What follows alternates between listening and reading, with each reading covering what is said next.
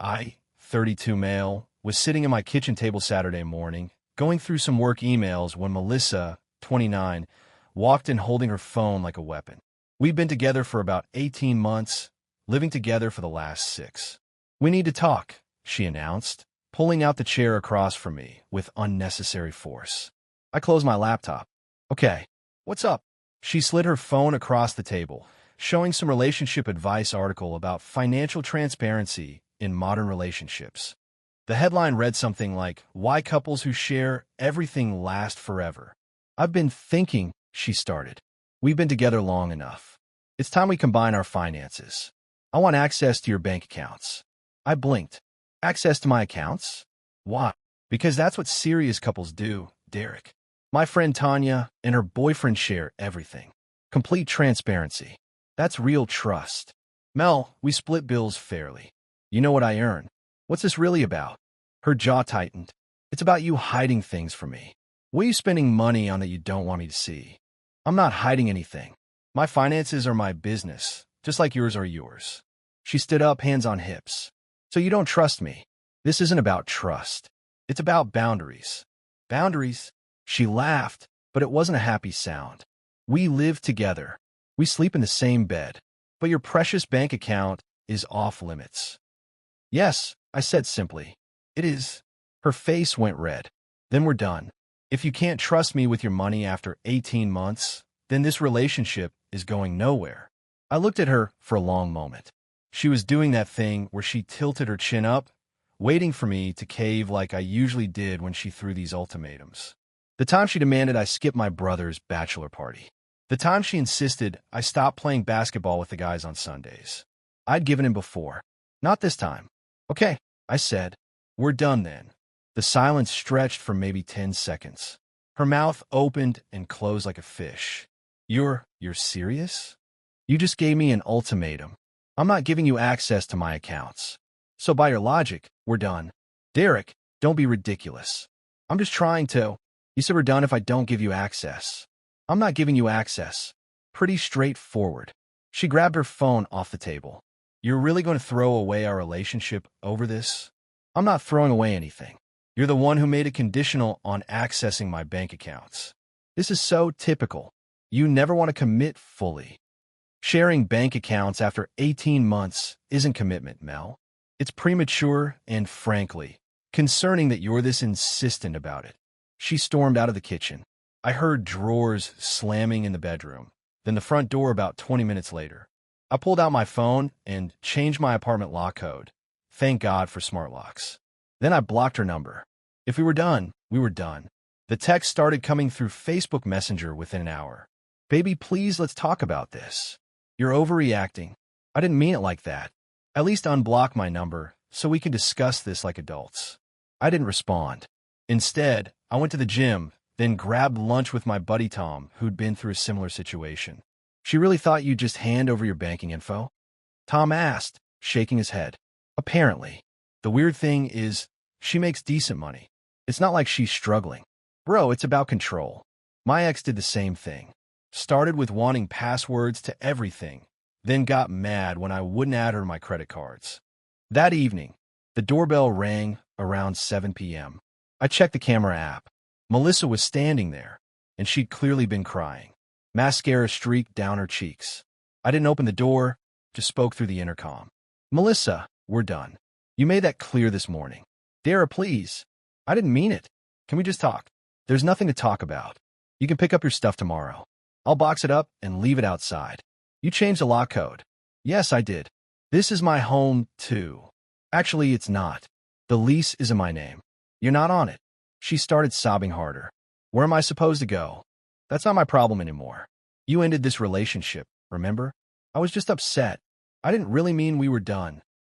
"Then you shouldn't have said it as an ultimatum." She stood there for another 10 minutes, alternating between crying and raging at the door. I put on my noise-canceling headphones and continued working. Update 1 to 48 hours later. The last 2 days have been intense. Sunday morning, I packed up all of Melissa's stuff as promised. Clothes, toiletries, her books, that ridiculous crystal collection she insisted brought positive energy to our relationship. A lot of good that did. Put it all in boxes and bags, set them on the porch at 10 a.m., and texted her from my work phone that she had until 6 p.m. to collect everything. She showed up at 10:30 with her sister Nicole, 27, and Nicole's husband Brad. Nicole immediately started it on me. "You seriously locked her out over a conversation?" Nicole said, arms crossed. She gave me an ultimatum. I accepted her terms. I replied, staying in the doorway. She didn't mean it literally. Then she shouldn't have said it literally. Brad, to his credit, looked uncomfortable and stayed quiet, helping load boxes into their SUV. Melissa tried a different approach. "Derek, can we please just talk inside? Privately?" "No." "You wanted access to my private information?"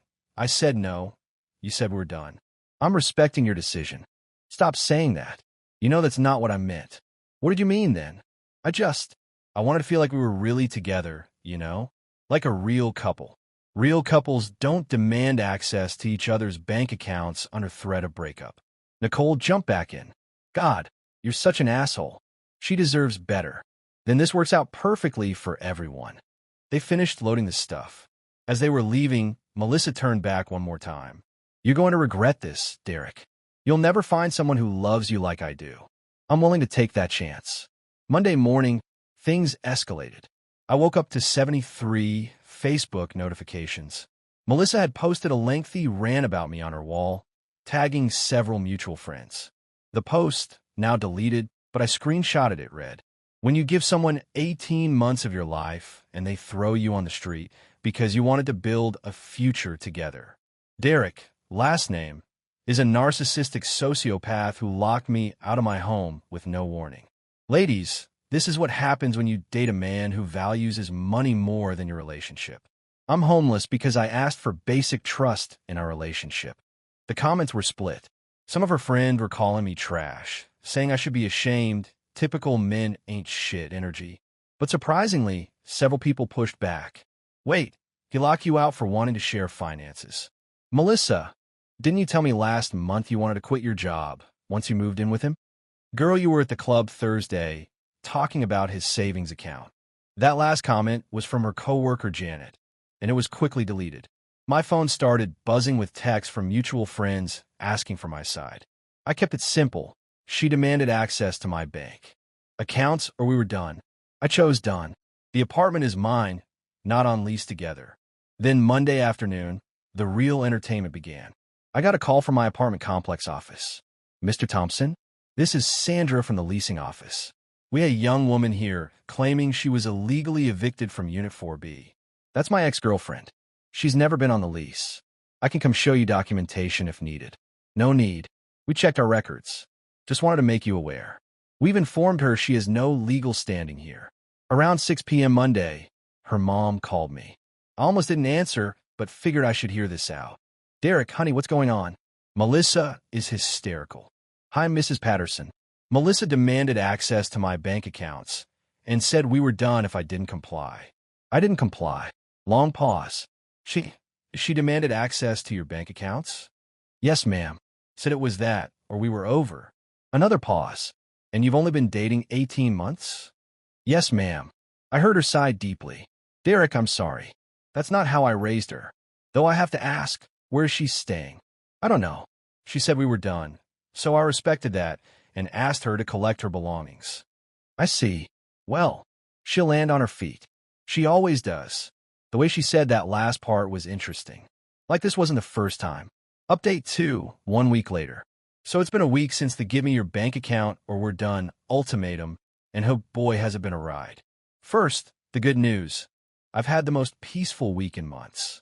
Didn't realize how much mental energy I was spending managing Melissa's moods until she was gone.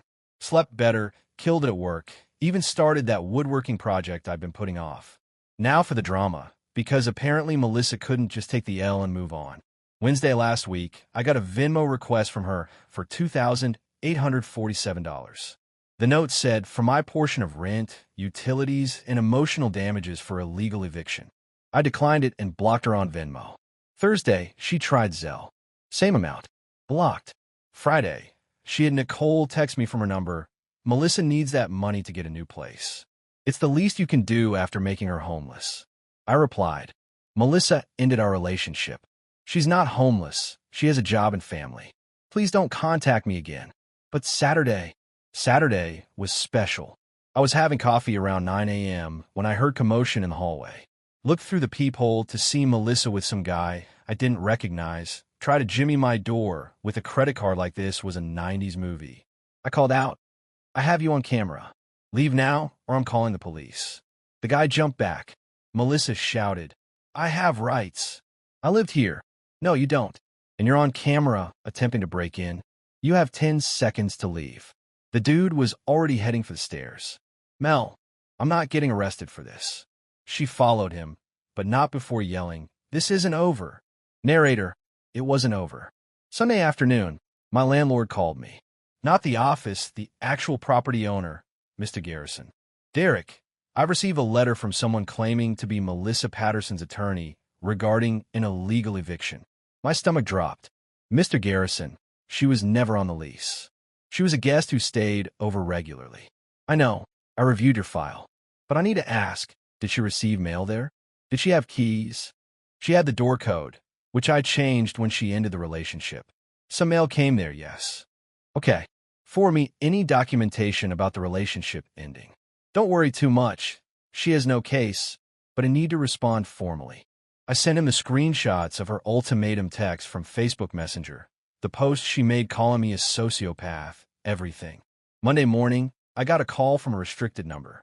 Against my better judgment, I answered. "Mr. Thompson, this is James Wheeler from Wheeler & Associates. Regarding, I represent Ms. Patterson in the matter of her unlawful eviction from the residence at." "Mr. Wheeler, Ms. Patterson was never a tenant. She was a girlfriend who stayed over. She ended our relationship, and I asked her to collect her belongings, which she did. She claims she was a resident who paid rent. She never paid rent. We split some bills and groceries like couples do. I have bank records showing no rent payments from her. She has receipts showing she contributed to household expenses. Contributing to groceries doesn't make you a tenant, counselor. She was a guest. The lease is solely in my name. She ended the relationship with an ultimatum about accessing my bank accounts. I have that in writing." Pause. "Bank accounts?" "Yes. She demanded access to my personal bank accounts, or we were done." I said we were done. "She made the choice." Longer pause. "I see. We'll be in touch." He hung up.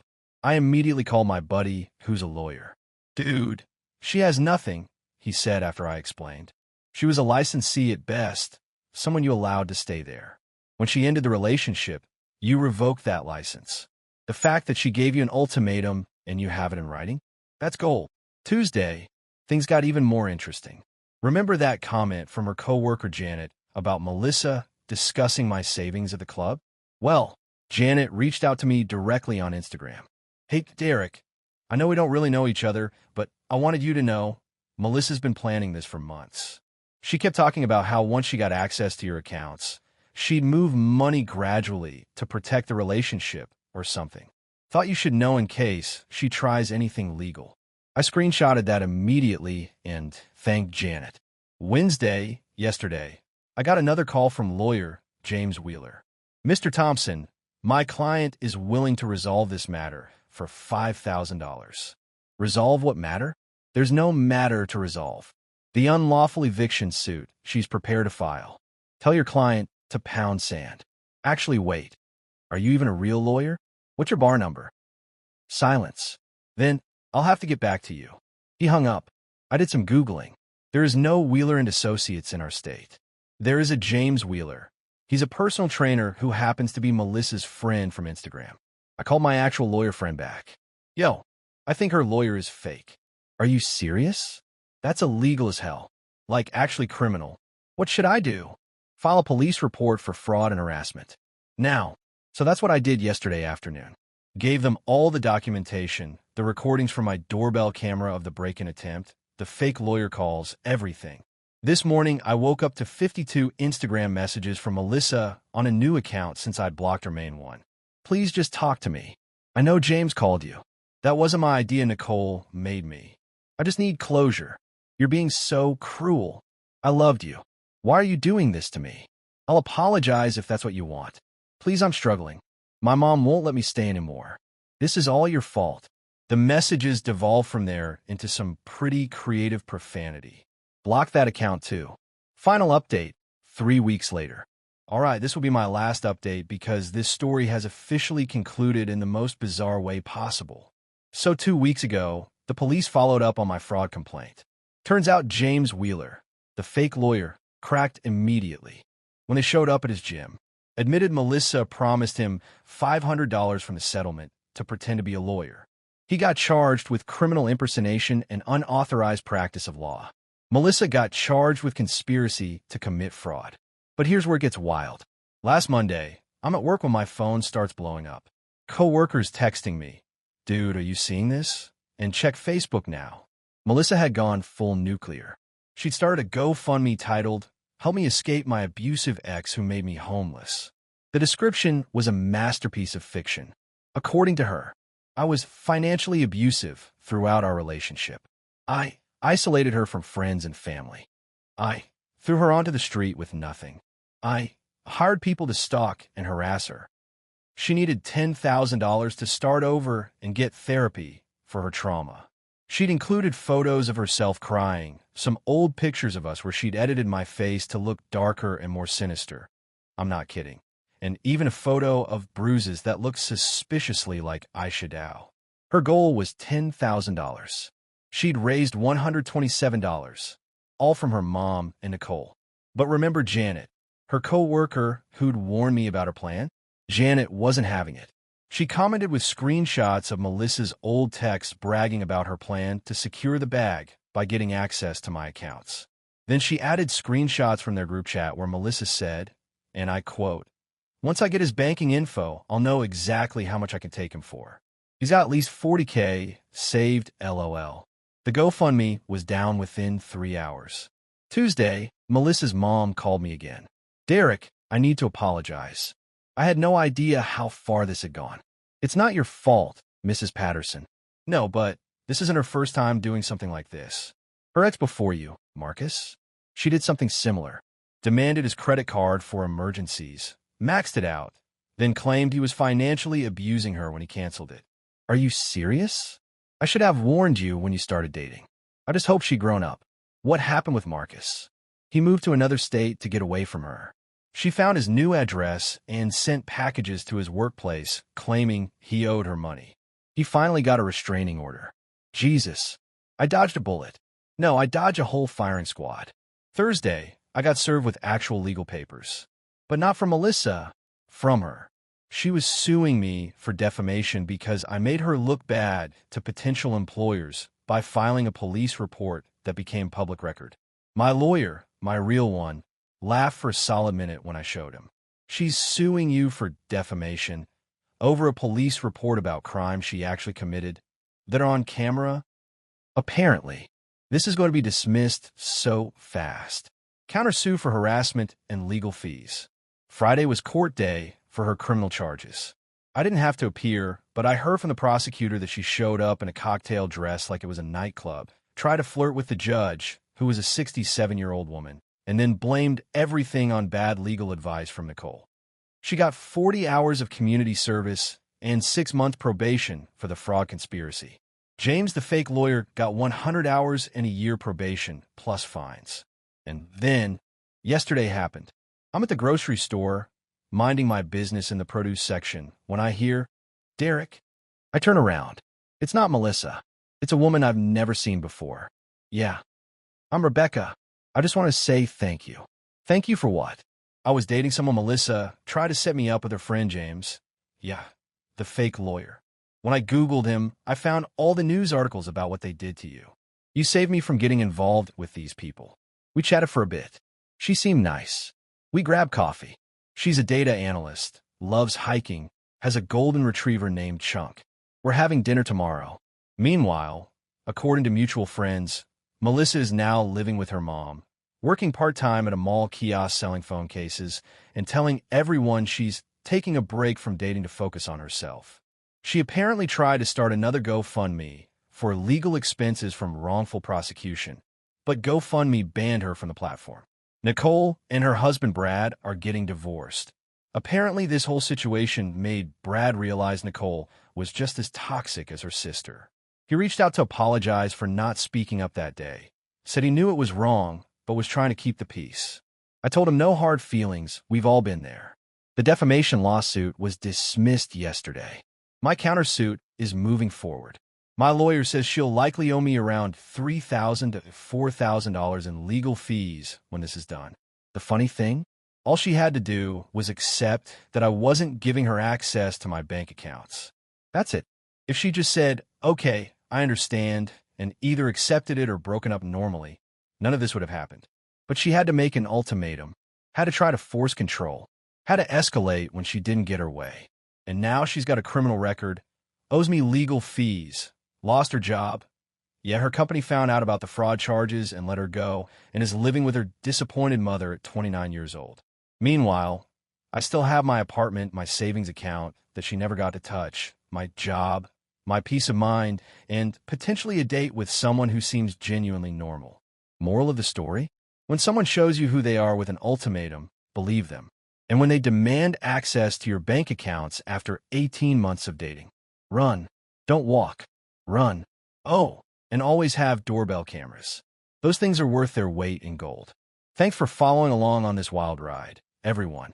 I'm going to go enjoy my drama-free life now. Victory hand.